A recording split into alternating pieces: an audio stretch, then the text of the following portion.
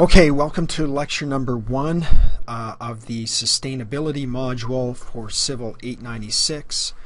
My name is Colin McDougall. I'm a professor here at Queen's University, and this is what I'm going to cover in this lecture. So I'm going to start off by trying to answer the question, what is sustainability? Talk a little bit about the characteristics of sustainable development, and then end up with a quick case study.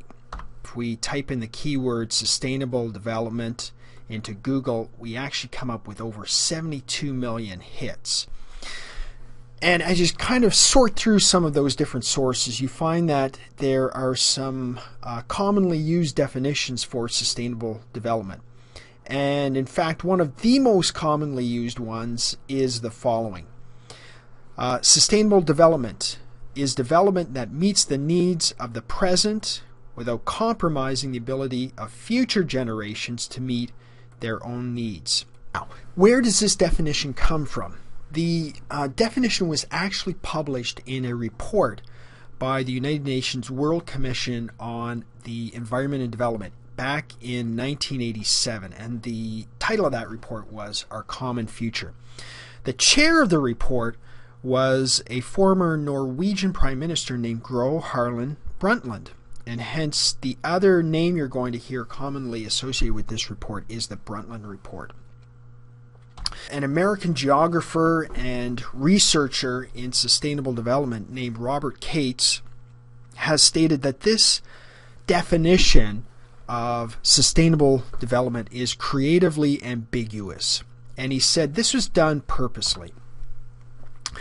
He said really what the authors of the Brundtland Report were trying to do was to appeal to as broad an audience as possible. They wanted you to be interested in sustainability and sustainable development, whether you were interested in the environment or you were interested in development, whether you were interested in local issues or global issues, whether you were part of government, part of business, or whether you were just a regular citizen. Whether you were a communist or a capitalist, they wanted you to be interested in sustainable development. Some of the topics that they look at include population growth, food security, ecosystems, industry and industrial development, policy, and many others. Now, there are two key concepts of sustainable development according to the Brundtland Report. The first of these two key concepts is need. One of the things they mention is that the essential needs of vast numbers of people in developing countries for the basics, so this means food, clothing, shelter, jobs, are not being met. And they go on to say that sustainable development requires meeting the basic needs of all and extending to all the opportunity to satisfy their aspirations for a better life. The second important concept they say that makes up sustainable development is what they refer to as limitations. So they say in the report that many of us live beyond the world's ecological means, for instance, in our patterns of energy use. So sustainable development requires the promotion of values that encourage consumption standards that are within the bounds of the ecologically possible and to which all can reasonably aspire. Goals of economic and social development must be defined in terms of sustainability in all countries, and that development involves a progressive transformation of economy and society. So one of the reasons I wanted to go over that definition in a bit of detail is because of something referred to as oversimplification. So there's a temptation for engineers who've been trained to find quantitative answers to everything to think of it in very quantitative terms. But it's a much broader problem than that. If you're interested in some of this broader scope of sustainable development and sustainability, a really good source for some of that information is this small little book. You can find it on the web. Now, how do you actually go about trying to achieve that? According to the Brundtland Report, they lay out 7 specific sort of characteristics or actions that should be undertaken in truly sustainable development. So there's a lot involved in what truly sustainable development would include. I can kind of summarize those previous characteristics as involving environmental aspects, economic, social, cultural, political, even religious and spiritual characteristics or aspects. Obviously, as an engineer, we're really focused on the technical parts of sustainable development. But if we're open-minded, if we're creative, we can find that there are various links that can be made between our technical solutions and the other characteristics of sustainable development and sustainable design. I want to try to show you some of the ways that this can be done with an example. And the example I want to use is something called ModCell. It's actually a building panel. So the story starts with two guys from England. This is Tim Mander. He is an engineer. And over here on the right is Craig White. He's actually an architect.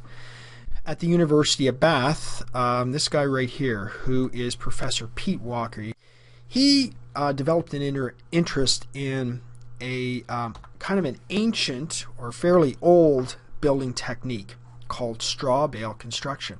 Here you can see basically just regular old bales of straw from a farm. These are stacked up one on top of the other and sort of like Lego to create walls. Now the straw itself needs to be protected, and in addition it doesn't particularly have a lot of strength. So the straw is actually covered with a plaster. Now there are a bunch of upsides to this, to using straw in this way. So one is that straw makes fairly good insulation.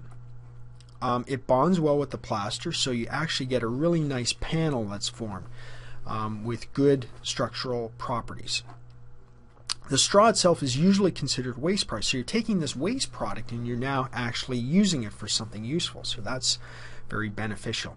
And in fact, what you're doing is replacing conventional foam or glass insulation with this waste product. Straw, though, definitely has some downsides. So one of the downsides of straw is that if it gets wet and it stays wet, it will definitely rot. So that creates issues if you're on a construction site and it rains, for example. There's also little quality control over bale. So what did Tim and Craig do? What they did was take their engineering and architectural knowledge and understanding and try to apply that to this old technology and try to improve it. And one of the things that they did was essentially move it inside. And what they consist of is basically a timber frame on the outside like this, and then the core inside. These are all straw bales, just common straw bales that have been packed into this timber frame. Now, one of the nice things about this is, the materials that you're using here are, fairly benign, common materials that can be easily sawn and cut and screwed or nailed together. And so there's no really high-tech construction facilities that are needed or industrial facilities. So in fact, what they use, what ModCell uses, what they call a flying factory. So they essentially take their tools and their expertise and they find a large building. It can be a warehouse, it can be a barn. In some cases, actually a barn where the straw bales come from. All you need is just an indoor space, and they construct the panels as close as possible to the final construction site. Okay, and this has the advantage of vastly cutting down on the transportation energy that's needed to take these panels from a factory to the final construction site. Now, After the bales are inserted into these timber frames, the plaster is then applied. So after these panels are assembled and plastered, they're then loaded onto a flatbed truck and then transported out to the building where they're going to be used to construct the final project. I want to show you 4 projects where these have actually been used. So this is what's called the Knoll West Media Centre. This is a building in Bristol, England. The main frame of this is pretty conventional reinforced concrete. See, there's lots of timber here used as well, but these ModCell panels have been used as the cladding elements for the outer walls of this building. So you can see a whole host of these have been used to essentially fill in those exterior walls for this reinforced concrete frame.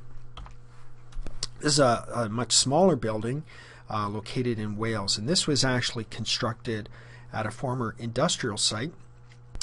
This is a much more recent use of ModCell panels. This is actually a school in England, and this is an exterior view of the school, and then here we have an interior view, and you can see this particular interior wall has been made up of a stack. These are all ModCell panels, so 2 of these panels stacked up to form essentially 2-story high wall.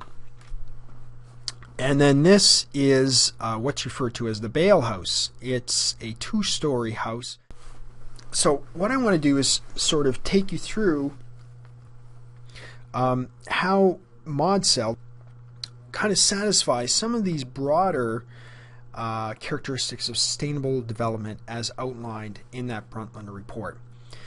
They say sustainable development should, or one of the characteristics should be that any technological systems can search continuously for new solutions.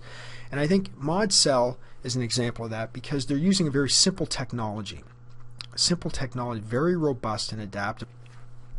A couple of other characteristics of sustainable development. One is that production systems should respect the obligation to preserve the ecological base for development.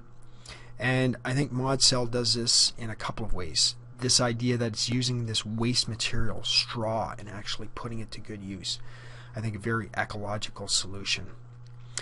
This idea of actually constructing these close to your building site and thereby reducing transportation costs and emissions and pollution related to transporting and moving building materials. The third one, an economic system that is able to generate surpluses and technical knowledge on a self-reliant and sustained basis. So here, where ModCell is meeting this is through this use of local materials, whether it be straw or timber or plaster that is locally sourced, and the fact that they can use local labor from the farmers, be it their straw, be it their barns for the flying factory. They can use local carpenters because it's a fairly simple system, and local plasters. All of these can be implemented in the construction of this. So just to kind of summarize then, and to finish up this first lecture, sustainability is critical for humanity's future, and definitely engineers have a role to play. Keep in mind that truly sustainable solutions go beyond just a technical fix. We've seen that really sustainable development should involve a whole host of different aspects, from the economic to the social and cultural. My contact information, if you have questions and comments, please contact me. Probably the easiest, of course, is by email. Call in at civil.queensu.ca. You can call me, of course, if need be.